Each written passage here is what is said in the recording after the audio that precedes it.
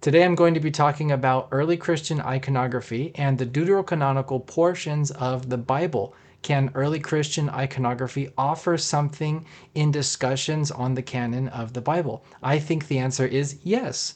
So let's take a look at some early Christian iconography and see how they might add to discussions on the canon. Let's get into it. So the story of the three youths and the motif of the three youths in the furnace is found in Daniel chapter 3. It's one of the most ancient and common icon motifs in early Christian iconography. There are examples which date easily to the 3rd century, some perhaps even to the 2nd century.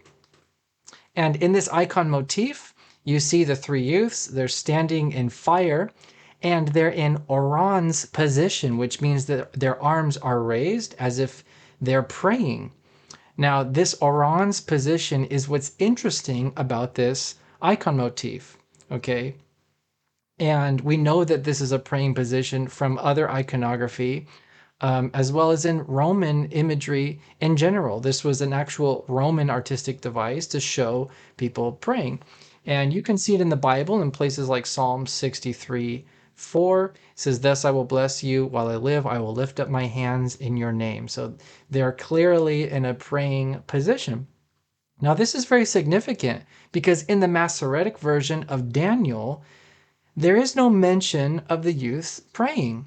But in the Greek versions, however, it does mention that the three youths are praying and blessing God and singing. Okay, so this icon motif clearly shows the three youths in the position of praying and blessing God, exactly as those Greek versions of Daniel are talking about.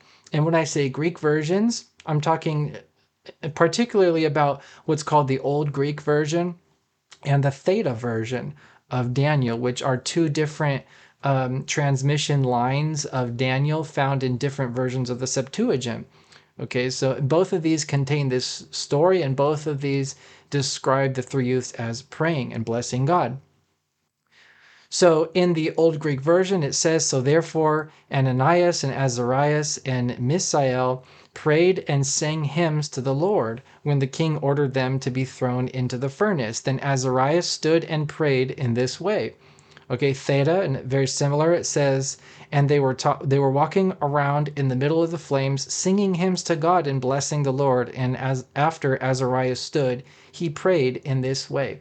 Now, this is very interesting that it says prayed, because that corresponds perfectly with what we see in the early Christian art of this story.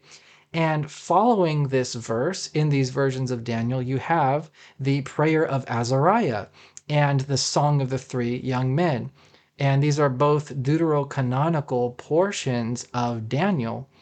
And so this icon it seems to be clearly indicating and referencing this version of Daniel that references them praying and blessing God. And we're actually seeing them say this prayer of Azariah in the Song of the Three Young Men. So this icon is a deuterocanonical icon because it's showing them making these prayers. Okay, these are part of also what's called sometimes the additions to Daniel. The icon showing the three youths, orans, means that the early Christian motif is based on one of these Greek versions, okay, or on the same transmission line, and depicts Azariah praying the prayer of Azariah and the three youths blessing God with the song of the three young men. Okay, so art which is based on the Masoretic version of Daniel shows the three youths quite differently. They're usually just sort of standing there a little bit awkwardly in the fire, because there is no mention of them praying or blessing God in the Masoretic version of Daniel.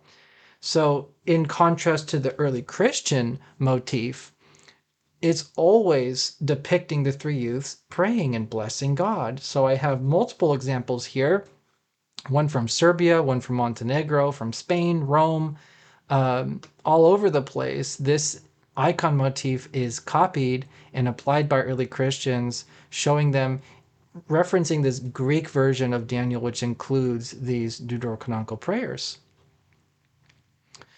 It's also noteworthy that both the Old Greek version and the Theta version of Daniel includes Susanna and Bel and the Dragon. So the connection made between the Greek versions and the early iconography also implies the presence of Susanna and Bel and the Dragon. And again, these are not late icons. Some of these date to the 3rd century. It's not a controversial dating, that's pretty well established, but some of them possibly even earlier and quite widespread. As you saw in the previous slide, there's some in Spain, Montenegro, Italy, all over the place. There's also an icon motif of Daniel and the lions, which is extremely common. It's all over the place. Even Jewish sites have an icon of Daniel and the lions. But there's a variant of this image which shows the prophet Habakkuk providing bread, soup, and wine to Daniel. Now, where in the Masoretic version of Daniel does it mention Habakkuk bringing bread, soup, and wine to Daniel? The answer is nowhere. It doesn't. But it does mention that part of the story in the Greek versions of Daniel. This would be in Daniel chapter 14, verses 33 through 39. And Daniel 14 is missing in the Masoretic version of Daniel. Okay, so again, another reference to a Deuterocanonical portion of Daniel. And it also implies the presence of Susanna as well. And I have a few examples here of this early Christian icon motif. In all three of these, you can see a lion and Daniel's between the lions in the den, and there's this man behind him holding something, offering it to Daniel. And that's the prophet Habakkuk, and he's handing either bread or wine or soup or whatever is being depicted in this icon. And these are from sarcophagi from the catacombs in Rome. So speaking of Susanna, there's also early Christian icons of the story of Susanna. In fact, Susanna was quite popular in early Christian iconography. It's relatively common in walls and burial sites and on sarcophagi. And these date quite early, between the 2nd and 4th century. Early Christian iconography features the whole Susanna cycle, showing scenes from her story. So we don't have just one scene, we actually have a whole cycle of scenes from her story. So the early Christians really liked this story. And a few notable archaeological instances with this story is the Catacomb of Priscilla in Rome. This is one of the oldest catacombs in the Roman catacombs, and it has something called the so-called Greek chapel. And in this Greek chapel, there are 3 scenes from Susanna in one place, and maybe there were more when it was first painted. But these are actually painted frescoes from the story of Susanna. There's the Brescia casket from the 4th century. It contains 2 scenes from Susanna. That's what's depicted in the slide. And there's the sarcophagus at Constantine, Spain. And this has a whole side of the sarcophagus devoted to depicting the story of Susanna. So it's important to note that scenes from the Susanna cycle are depicted alongside other biblical stories. So there's no indication from the iconography that this story is at a different level than other parts of Scripture. So in the case of the Greek chapel, in the catacombs of Priscilla, there are 3 images from the Susanna cycle, and in the same room next to that are images of Moses striking the rock, the 3 youths, Noah and the ark, and the raising of Lazarus. So it seems like for early Christians, these stories, including Susanna, were at the same level as other biblical stories. So I have a picture of that Greek chapel here, and I have arrows pointing to different icons in this Greek chapel, and you can see Susanna, and then that's right next to Moses, that's right next to Noah, okay, right next to the 3 youths. And these are all at the same level in the same place. It seems like these are at the same level of authority for early Christians. I have another example here. This is the Brescia basket. You have Jesus healing the woman with an issue of blood. So now we have scenes of Christ next to Susanna. And on the bottom row there, you see Daniel and the lions right next to scenes from Susanna. So let's talk about some of the particular motifs within the Susanna cycle. One of those is Susanna orans between two trees in the orchard, and the two elders stand on each side, lusting after her and interrogating her. This is Susanna 13 through 23. This is the most common icon from the Susanna cycle in early Christian iconography. It's easily recognizable. So we have another one, Susanna led by the elders to be judged. This one is typically a judge is seated and Susanna is standing before that judge. The elders are there presenting her to the judge. I have a few examples here of that. We have the motif of the judges placing their hands on Susanna's head. So this one shows Susanna and the judges are putting their hands on her head. And then we have the scene, the sort of climactic scene of the story where Daniel questions the two elders standing by Susanna. And this icon shows Daniel on one side and Susanna in the middle. And the two elders are standing there. Maybe they're pointing at her or judging her or something. But Daniel is basically bringing out their lies, right? By the power of the Holy Spirit, he was led there and revealed that these two men were actually lying about Susanna. So this is the climax of the story. And then we have sometimes Susanna orans, okay? And sometimes Daniel is there with her. And I have a few examples here. In fact, this one, the engraved bowl from Montenegro, actually says Susanna right over her head. So there's no mistake about who she is. The next Deuterocanonical story that you find in early Christian iconography is Bel and the Dragon. So there's actually an icon motif from Bel and the Dragon. And it shows Daniel before the king giving a cake of boiled pitch, fat, and hair to the Drakon, okay, the dragon or the serpent. And this is from Bel and the Dragon 27. And this appears on some gold glasses and sarcophagi dating from the 3rd to 4th century. So again, pretty early. I have a few more examples here. This is from the Catacombs of San Sebastiano in Rome, and then another gold glass from Rome. We have in early Christian iconography scenes from the book of Tobit as well. Scenes from Tobit are found in gold glasses, wall paintings, and sarcophagi. And like Susanna, images from Tobit are featured alongside other biblical stories, apparently at the same level of authority. So this is significant because Tobit is its own standalone book. It's not an addition to another book. It's its own standalone book. And we have scenes from Tobit next to scenes from other books of the Bible. So it seems like in the mind of the iconographers, in the mind of the Christian community that produced these images, this book was at the same level of authority and respect as the other books of the Bible. And these images from Tobit date quite early, anywhere between the 2nd and 5th century. And interestingly, the iconography focuses on the part of the story with the fish used to heal blindness. So remember that early Christians carefully selected Christological stories for the sake of teaching the gospel, not sharing raw history. History is great, but the point was Christological truth. The point was the gospel. And Tobit was a great teaching tool about the gospel because that fish in the story of Tobit is a symbol of Christ.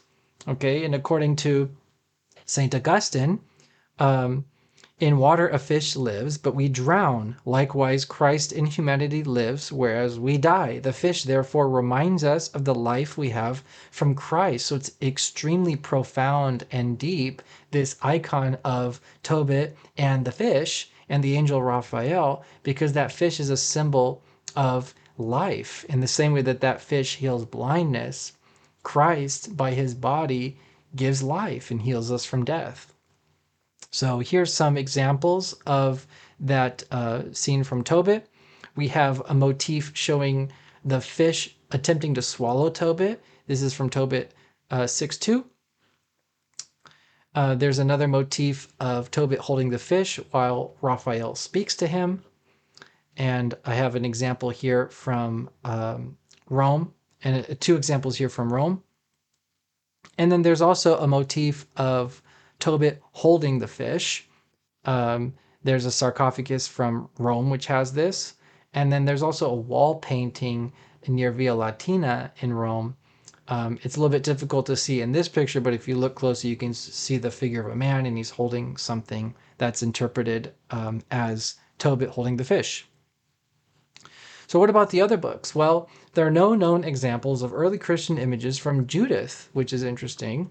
1st and 2nd Maccabees, Wisdom of Solomon, Sirach, Baruch, Epistle of Jeremiah. But this is pretty normal and pretty expected, actually, because Wisdom and Sirach are wisdom books. They're not really story books. They don't have the stories, which are typically the books after which early Christians make icons. So you wouldn't really expect an icon of the Wisdom of Solomon to be produced. In the same way, we don't have icons from the book of Proverbs, for example, because it's not those stories that early Christians typically use to make icons. 1st and 2nd Maccabees and Baruch were probably considered more as historic books like Ezra and Nehemiah. And there are no known early Christian icons of Ezra and Nehemiah. So probably those were considered maybe less valuable for teaching Christological and gospel truths, maybe more valuable for historical purposes. And the iconography was definitely focusing on that Christological gospel message.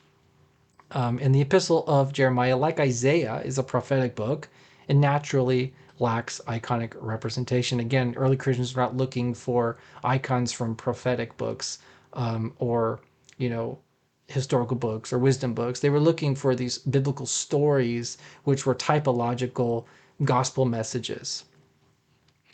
Now, there is a lack of Judith icons, which is interesting because Judith seems like a good candidate for early Christian iconography. But this is not completely surprising since there are also a lack of Esther icons. So not every canonical book has to have representation in iconography. That's pretty clear. And we know that early Christians were very selective in their choice of biblical stories to depict. Again, typological importance far outweighed historical importance for early Christian iconographers. There's no iconography of plagues in Egypt or the Passover or the tabernacle or these very important stories from the Bible. Yet there are a ton of examples of Moses striking the rock.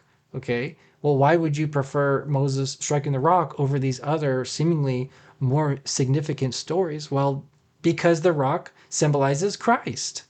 Right? And that story of Moses striking the rock did a better job of symbolizing Christ than probably the plagues did. So in the same way, Judith probably just didn't have that same gospel message power compared to other stories in the Bible. And we don't have icons from Esther, at least produced by early Christians. So the selection seems to be based not on canonicity, but on specific prophetic or Christological messages in the stories. Okay.